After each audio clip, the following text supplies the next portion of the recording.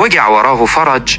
قاعد لوحدك والدمع مالي عينيك، ليه الحزن مخيم؟ مش عايز يسيبك ليه؟ بتبص حواليك الدنيا فاضية وسكون، حاسس كأنك تيه، ومين هيحس بيك؟ ومين هيكون؟ يا صاحبي اسمعني وركز في الكلام، كل حاجة في الدنيا ليها بداية وليها ختام. الليل مهما طول هيطلع عليه نهار، والضيق لو خانق أكيد هيهل عليه أسرار.